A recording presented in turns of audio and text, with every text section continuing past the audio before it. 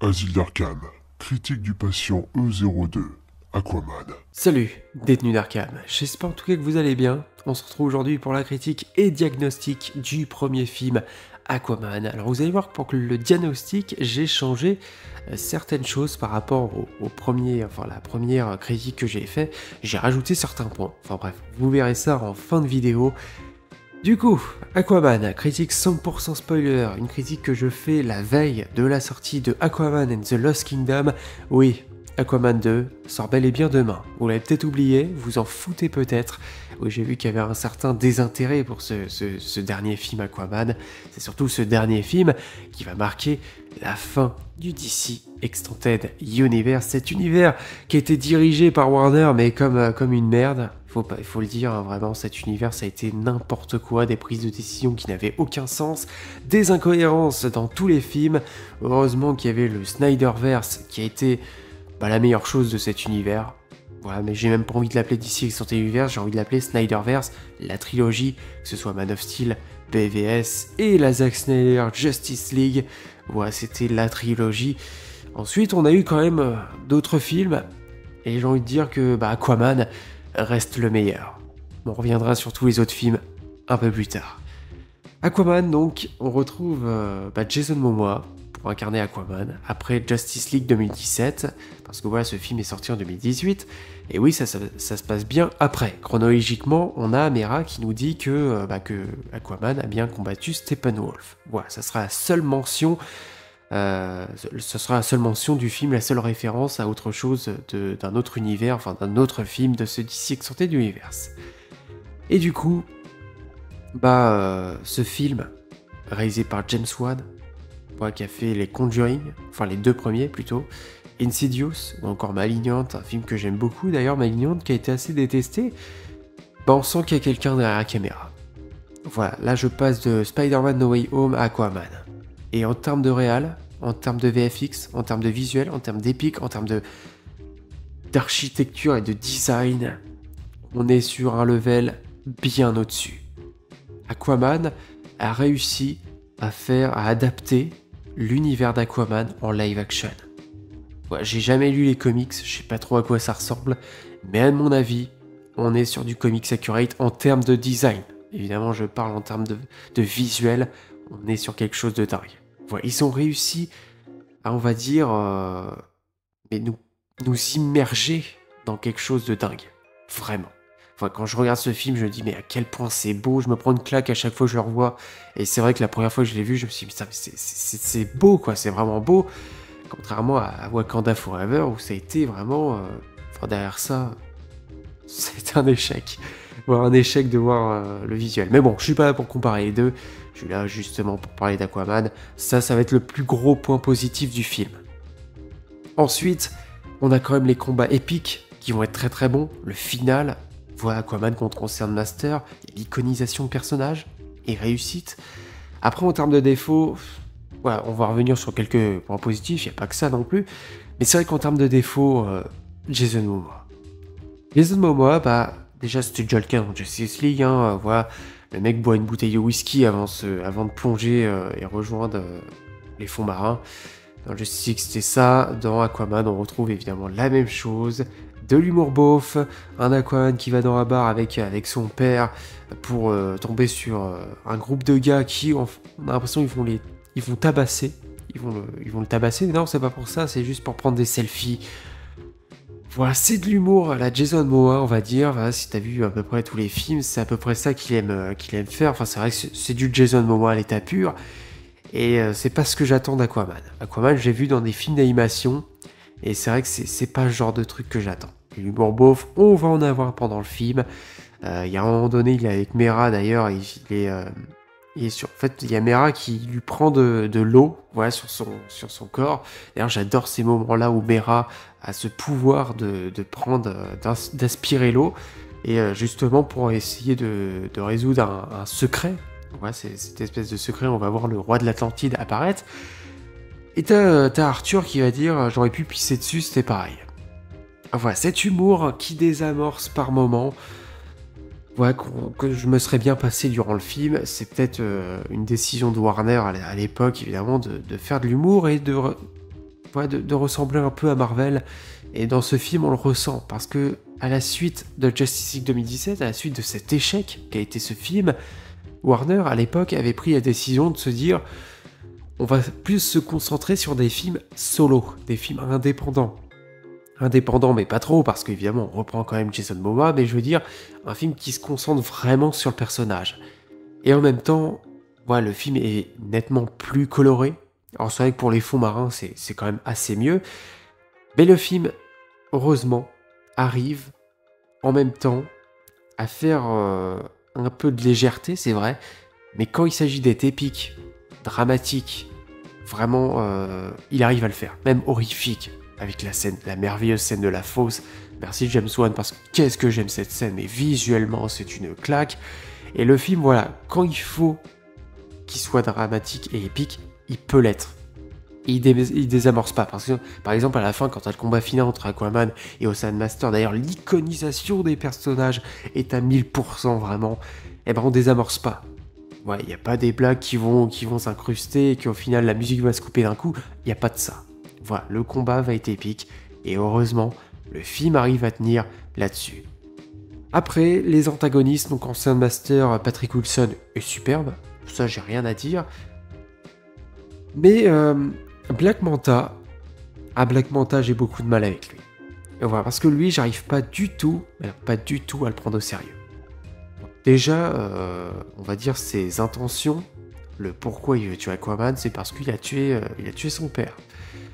Pas vraiment au début, mais c'était des pirates. Aquaman, lui, il a fait son taf, et puis en plus, c'est quand même le père de Black Manta qui a cherché un peu la merde, on va dire ça. Et c'est vrai que Black Manta, moi je le prends pas du tout au sérieux pendant tout le film. L'acteur, bon, est pas désagréable, et en fait c'est ça que j'ai peur dans Aquaman 2, c'est que c'est Black Manta le méchant principal du film. Voilà, parce que oui, il y a une scène post-crédit d'Aquaman, mais ça j'y reviendrai dans une autre vidéo que je vais faire indépendamment de celle-ci. Et c'est vrai que Black Manta, mais qu'est-ce que j'ai du mal à le prendre au sérieux. Alors c'est vrai que le design, comics accurate. Alors ça, il n'y a aucun problème. Voilà, je sais à quoi il ressemble dans les comics, Black Manta, et au niveau design, au niveau costume, il est. En live action, il passe. Ça dépend. Je trouve que justement dans les trailers d'Aquaman 2, il a l'air de passer un peu mieux que là-dedans. Ouais, il est un peu légèrement ridicule, mais en même temps, c'est Black Manta. Mais c'est peut-être pour ça que j'ai du mal à le prendre au sérieux, on va pas le voir très longtemps, il y a surtout le combat dans le village. D'ailleurs, le combat est vraiment, épique, je trouve, enfin, entre même tous les soldats contre Mera, tout ça, les moments où ils passent dans les maisons qui cassent, les bâtiments, tout ça, enfin, de toute façon, il y a un design de fou, ça je vais pas le redire, mais c'est vrai que ça s'est réussi. Mais Black Manta, voilà, j'ai un peu du mal avec ce personnage, ses intentions, ses ambitions, tout ça. Bon, assez oubliable, je trouve, comme perso, mais voilà. Par contre, son costume, c'est vrai que c'est une réussite. Ensuite, nous avons le moment où Atlanna est vivante. Elle est bien vivante, donc elle a affronté la fosse et elle est arrivée elle est arrivée dans le centre de la Terre. Oui, parce que c'est bien cet endroit-là où il y a carrément des dinosaures. C'est magnifique. Encore une fois, j'ai envie de le dire, mais qu'est-ce que c'est beau visuellement. Et cet endroit-là, si tu veux sortir de cet endroit, il faut être digne de prendre comment ça s'appelle? Un celtre? Je crois que c'est un celtre. Le celtre du roi Atlante. Voilà. Sauf que ce celtre est gardé par le Kraken. Voilà, le Kraken, c'est une créature mythologique que je pense vous avez déjà entendu, notamment dans Pirates des Caraïbes, ou encore le Choc des Titans, pour ne citer que. Voilà, le Kraken qui est vraiment immense. Voilà, il est assez. On voit pas des masses, on le voit pendant le combat final, c'est vrai, mais il est assez imposant comme créature. Enfin, il y a beaucoup de créatures dans le film, et ça, c'est une très très belle réussite. Et c'est vrai que, Aquaman, le Kraken va voir un peu ses intentions. Ça va assez rapide. Le moment en fait où le Kraken sent que Aquaman est, on va dire, digne de brandir le trident. Voilà, c'est un trident. J'ai dit un celtre. Putain, c'est un trident, c'est ça le mot que je cherchais. Et avec le costume. Voilà, quand il va ressortir de la cascade avec le costume, iconisation de personnages. Voilà, de toute façon, le film, je trouve, a réussi cette chose-là. Mais c'est vrai que voilà, le moment où je me dis, je m'attendais peut-être à un affrontement, le Kraken contre Aquaman. Bon, il y a un mini-affrontement, ça dure pas très longtemps. Je m'attendais que ça soit un peu plus étendu, peut-être, cet affrontement-là, pour qu'ils brandissent le sceptre. Et donc, Atlanna est vivante. Voilà, Arthur est né de son père, qui est gardien de phare, et de Atlanna. Voilà, une relation entre un surfacien et un Atlante. Donc au final, Aquaman, évidemment, on le sait maintenant que c'est un sang mêlé. Voilà. Donc il a des pouvoirs assez... Voilà, les pouvoirs d'Aquaman sont assez badass, je trouve, voilà, pendant tout le film. Que ce soit sur la surface et dans les mers, je trouve que justement, ils ont rendu le personnage assez badass. Voilà, j'avais pas trop l'impression dans Justice League. On le voit quand même, hein, un peu plus dans la Snyder Cut parce que c'est un peu plus long. On voit qu'il est assez puissant, mais là je trouve que justement, dans ce film, déjà on l'iconise un peu plus, mais au niveau des pouvoirs, il a une peau invincible, enfin ça dépend avec quelle arme, mais les armes humaines lui font absolument rien. Voilà, donc il est assez... c'est un peu comme Superman, s'il a la kryptonite, bah évidemment il devient vulnérable, mais Aquaman c'est pareil, s'il y a des armes atlantes, par contre ça va le toucher. Et je trouve que ses pouvoirs sont plutôt pas mal. Alors je sais pas toute l'étendue de ses pouvoirs dans les comics, mais par exemple l'utilisation du trident avec l'eau, voilà, la manière dont on utilise l'eau dans le film par contre c'est génial, et je trouve que ça c'est réussi aussi. Il y a une petite origin story d'Aquaman, bon on le voit enfant, voilà, on voit qu'il était, à un moment donné, qu'il était différent des autres enfants. Bon, il y a ce moment dans cet aquarium où on a un requin qui a envie de briser la vitre et on voit que Aquaman parle, il parle aux poissons. Tout ça, donc c'est plutôt bien amené. Après, il y a une différence entre la Snyder Cut, enfin entre Justice League et Aquaman, c'est la manière dont les personnages parlent sous l'eau.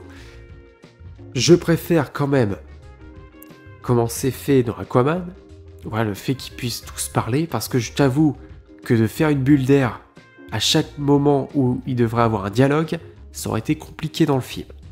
Parce que c'est le cas dans la Snyder Cut. Alors après, on aurait pu se dire que dans la Snyder Cut, on voit que Aquaman, enfin quand les Atlantes parlent entre eux, ça fait des sons un peu aigus, des sons un peu sourds, voilà, quand ils parlent. Alors que si on veut les comprendre, ils sont obligés de mettre une bulle d'air. Bon, dans Aquaman, on peut peut-être se dire que s'il y avait des humains sous l'eau, peut-être qu'ils comprendraient pas leur dialogue. Ça, je sais pas. Après, est-ce que c'est vraiment en cohérence avec ce qui a été fait déjà dans Justice League? Je sais pas trop. Hulko, bon, joué par Willem Dafoe, c'est pas son meilleur rôle. Moi, je t'avoue que je le préfère en bouffon vert, évidemment. Après, c'est un personnage qui sert quand même dans l'évolution de Aquaman. Je trouve pas qu'il a une grande importance. Bon, si on voit qu'il a quand même entraîné Arthur pendant pas mal d'années. Donc voilà pour ce qui est du film. Certains défauts, c'est vrai, mais le film reste vraiment très très bon. Voilà, je prends toujours autant de plaisir à le revoir. Parce que c'est vraiment un très bon film. En plus de la trilogie Snyder, c'est un film que je rajouterai à cette trilogie parce qu'il est bon. Ouais, il est bon comme film. Il est bon à revoir. Il propose des très bonnes choses. On va passer tout de suite au diagnostic. Mon diagnostic? Ça se passe là. Le diagnostic, donc, de Aquaman. Donc, vous voyez que j'ai rajouté certains points. Voilà, enfin, certains points. Les VFX et le décor, l'iconisation, la bande originale. Alors, avant, j'avais mis ambiance et BO ensemble. Mais là, je voulais changer certaines choses. Voilà donc un peu pour ce qui est du bulletin d'incarcération. Alors évidemment, c'est toujours 100%, donc il y a certains points que j'avais réduits pour qu'au final ça fasse 100% si je mets la note maximale. On commence tout de suite avec la mise en scène. Et la mise en scène, comment vous dire? Rien qu'avec la scène de la fosse, je mettrais Saint d'Esprit. Rien qu'avec le combat final, je mettrais Saint d'Esprit. Voilà, les mises en scène sont parfaites. Ça, y a aucun problème. James Wan, franchement, réussit à faire de beaux mouvements de caméra, notamment aussi avec les scènes de combat, les chorégraphies qui sont excellentes, notamment au début quand ça se passe dans la maison. C'est génial. Je sais pas trop si c'est un vrai plan séquence, mais c'est limite ça. Et c'est vraiment très très bien réussi, donc facilement mis en scène, sain d'esprit. VFX décor, j'ai besoin de parler? Je pense que j'ai déjà tout dit, c'est clair. Iconisation, est-ce que j'ai besoin de parler? J'ai déjà tout dit. Aquaman est iconisé dans ce film. Ocean Master, pareil. Les personnages sont iconisés dans ce film. Même le Kraken, quand il apparaît à la fin, est iconisé. On sait iconiser les personnages dans le film, il n'y a aucun problème. Voilà. La bande originale, alors par contre, là je serai un peu plus... Il y a une BO qui est présente. C'est pas la BO qui me marque le plus. Voilà, il y a aussi l'utilisation des musiques connues, notamment la scène où je vous ai dit, il y a du Pitbull. C'est du Pitbull ou Sean Paul? Je sais plus. Je crois que c'est Pitbull. Je t'avoue que bon, enfin, je me serais passé de ça. Voilà, il y a des moments, voilà, la scène de la fosse où il y a une musique, il y a même des moments où on a des sons assez sourds, on va dire, dans le film, ou même des moments où il n'y a aucun son. Ça, j'aime beaucoup. Mais bon, je vais pas dire que c'est la bande originale. J'irais plutôt confus, parce qu'il y a une BO qui est là. Ouais, si vous entendez la police, c'est pas qu'on est à Gotham, c'est juste qu'il y a la police dehors chez moi. C'est pas pour moi, vous inquiétez pas. Bref, on s'en fout. Confus. Voilà, il y a une BO qui est présente, mais c'est pas la BO que je retiens le plus. Ensuite, le rythme. Alors le rythme, sans d'esprit. Voilà, le film avance, il n'y a aucun problème de rythme, j'ai pas senti de lenteur, pas du tout même. Personnage, acteur... Alors, les personnages, bah, évidemment, il y en a qui sont bons. Ocean Master, bien sûr. Patrick Wilson, acteur, je l'aime, vraiment. Vulko, bah, Willem Dafoe, oh, c'est pas le meilleur, bien sûr. Mera, bah, c'est Amber Heard. Bon, Amber Heard, vraiment, sa Mera, je la trouve cool, mais si on la remplace par une autre actrice, c'est pareil, vraiment. Voilà, je l'aimais même bien à l'époque, avant le procès. Je suis pas là pour juger l'actrice en question, je suis là pour juger vraiment le personnage. Mais Jason Momoa... Je vous l'ai dit. J'irais plutôt confus. Parce qu'il est vrai que Patrick Wilson, je l'aime. Voilà, je l'aime, j'aime ce qu'il fait. C'est vrai qu'il y a Black Manta aussi que... Bon, après, il est plutôt pas mal, il est plutôt... Il est pas mal, mais bon, je m'attache pas trop. Je dirais confus quand même, parce que voilà, Aquaman, il y a des moments où Jason Momoa, il me plaît. Voilà, parce que je déteste pas non plus, hein, il est pas détestable. Mais je dirais confus parce que c'est pas sain d'esprit non plus. On n'est pas sur des personnages où vraiment ils m'ont mis une claque. Et le scénario. Alors le scénario, c'est plutôt voilà, le roi Orm qui veut prendre le pouvoir total de Atlantide. Et puis bah, Aquaman, lui qui... Comment dire? Le scénario, c'est pas la plus grande histoire. Voilà, en tout cas, c'est ce que je trouve. Ouais, le scénario aurait pu être un peu plus complexe. C'est vrai que c'est un scénario de base. Après, ça reste un film de super-héros aussi. Je vais dire, en termes de scénario, il y a des scénarios qui m'ont bien plus impliqué dans le film. Voilà, on est sur une bataille de pouvoir, on va dire, là, dans ce film-là. Je dirais confus. Bon, on est sur du 15%. J'ai pas envie de mettre ça d'esprit parce que je trouve en termes de scénario, il y a quand même mieux. Mais ça reste quand même plaisant. Ouais, ça reste plaisant à voir. Donc pour le résultat, on est quand même sur du 75 sur 100, du 75%. Donc j'ai envie de te dire, c'est très bon, hein, évidemment, pour un film. Et Aquaman, je vous dis, c'est un bon film d'ici. Voilà, il faut le dire, c'est un bon film de super-héros aussi. Mais voilà, s'il y a 25% en moins, c'est que, pour ma part, en tout cas, il y a quand même certains défauts, voilà, dans ce film, pour pas qu'il soit parfait. C'est vrai que par contre, voilà, il a des très très bonnes choses, notamment sa direction artistique, les designs, les VFX, ça c'est le plus gros point. Après, c'est vrai que les VFX, bon, c'est du 10% hein, sur ma grille, sur mon bulletin, mais voilà, c'est de très bonnes choses quand même, c'est un très bon film. Voilà, j'espère en tout cas que cette vidéo vous a plu. N'hésitez pas à me dire dans les commentaires ce que vous avez pensé de ce premier film Aquaman. Est-ce que vous allez voir Aquaman and the Lost Kingdom? Est-ce que vous êtes hypé par ce film? Moi, j'irai le voir, évidemment. Demain. Enfin, demain. Je sais pas si j'y vais demain ou après-demain. Enfin, bref, en tout cas, vous aurez ma critique quand j'aurai vu ce film. Voilà. Likez cette vidéo si elle vous a plu. Abonnez-vous pour soutenir la chaîne. Et puis moi, je vous souhaite la bienvenue à l'Asile d'Arkham. Allez, salut!